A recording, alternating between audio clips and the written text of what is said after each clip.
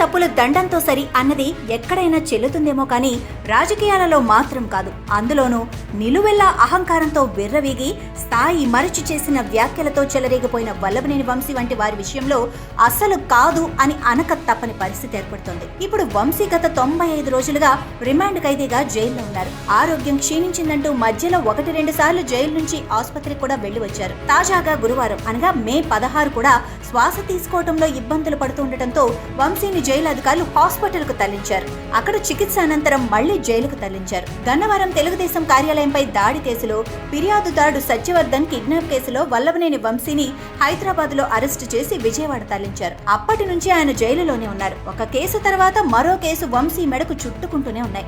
మొత్తం 5 కేసుల్లో నాని నిందితుడు. టీడీపీ నుంచి వైసీపీలోకి జంపు చేసిన వంశీ తనకు రాజకీయ భిక్ష పెట్టిన పార్టీపైనే విషం కక్కారు. పార్టీ అధినేతపైనే కాకుండా ఆయన కుటుంబీకులపైన కూడా అనుచిత అసభ్య వ్యాఖ్యలు చేశారు. వాటికి తోడు అక్రమాలు, దౌర్జన్యాలు.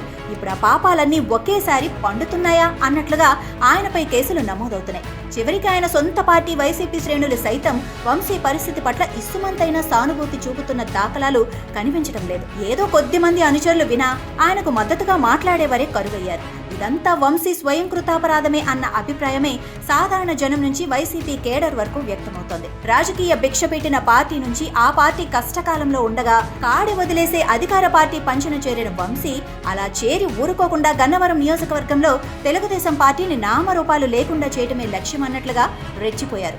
తెలుగుదేశం నాయకులు, కార్యకర్తలు లక్ష్యంగా దాడులకు పాల్పడ్డారు. తెలుగుదేశం అధినేతపైనే కాకుండా ఆయన కుటుంబ సభ్యులపై కూడా అనుచిత వ్యాఖ్యలు చేశారు. ఆయన వ్యవహార శైలి కారణంగానే గన్నవరంలో 2024 ఎన్నికలలో చిత్తుగా ఓడిపోయారు. అసలు ఎన్నికల కంటే ముందే వంశీ తన ఓటమిని అంగీకరించాల్సిన పరిస్థితి తెచ్చుకున్నారు. అంటే 2024 ఎన్నికల నాటికే ఆయన జనం మద్దతును, సానుభూతిని కోల్పోయారు. ఇక ఓటమి తర్వాత నియోజకవర్గానికి ముఖం చూపిన పాపాన పోలేదు. అసలు దాదాపు అజ్ఞాతంలోకి వెళ్లిపోయారా అన్నట్లుగా ఆయన కనిపించలేదు, వినిపించలేదు కూడా. అయితే గన్నవరం తెలుగుదేశం కార్యాలయంపై దాడి కేసు నుంచి తప్పించుకోవడానికి ఆయన మళ్లీ రంగంలోకి దూకారు. ఆ కేసులో ఫిర్యాదుదారుణ్ణి కిడ్నాప్ చేసి బెదిరించి కేసు ఉపసంహరించుకునేలా చేశారు. అక్కడే అడ్డంగా బుక్కై అరెస్ట్ అయ్యారు. ఇక అప్పటి నుంచి ఆయన కటకటాల వెనకే ఉన్నారు. అయితే సత్యవర్ధన్ కిడ్నాప్ కేసులో వంశీకి బెయిల్ వచ్చింది. అయినా కూడా బయటకు వచ్చే అవకాశం లేకుండా పోయింది. ఆయనపై ఉమ్మడి కృష్ణా జిల్లాలోని ఓ వ్యక్తికి సంబంధించిన ఇంటి వ్యవహారంలో జోక్యం చేసుకుని నకిలీ పత్రాలు సృష్టించి వాటితో సదర్ ఇంటి కబ్జాకు సహకరించారన్న కేసు, అలాగే 2019 ఎన్నికల సమయంలో వంశీ ఓ పోలింగ్ బూత్ వద్ద చేసిన హంగామాకు సంబంధించిన కేసు, వంశీకి సహకరించారన్న కేసు నమోదైంది. ఇలా వంశీపై మొత్తం 6 కేసులు నమోదయ్యాయి. వీటిలో 5 కేసుల్లో వంశీకి బెయిల్లో, ముందస్తు బెయిల్లో లభించింది. ఇక 6వ కేసులో అంటే గన్నవరం తెలుగుదేశం కార్యాలయంపై దాడి కేసులో ఆయన బెయిల్ పిటిషన్ పై శనివారం అనగా మే 17న కోర్టు తీర్పు వెలువరించనుంది. ఆ కేసులో కూడా వంశీకి బెయిల్ వస్తే ఇక ఆయన విడుదలే అని అంతా భావించారు.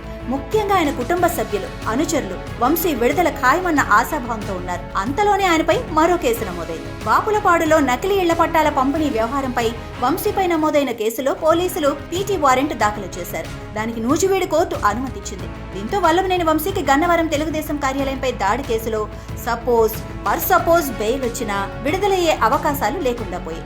నకిలీ ఇళ్ల పట్టాల కేసులో వల్లభనేని వంశీని ఈ నెల 19లోగా కోర్టులో హాజరుపరచాలని కోర్టు ఆదేశించింది. అయితే వంశీని ఆ కేసులో శనివారమే పోలీసులు కోర్టులో హాజరుపరిచే అవకాశం ఉందని అంటున్నారు. వంశీ వరుస కేసులతో జైల్లోనే ఉంటున్నా, అనారోగ్యంతో బాధపడుతున్నారన్న వార్తలు వినిపిస్తున్నా అయ్యో పాపం అనే నాదుడే కనిపించడం లేదు.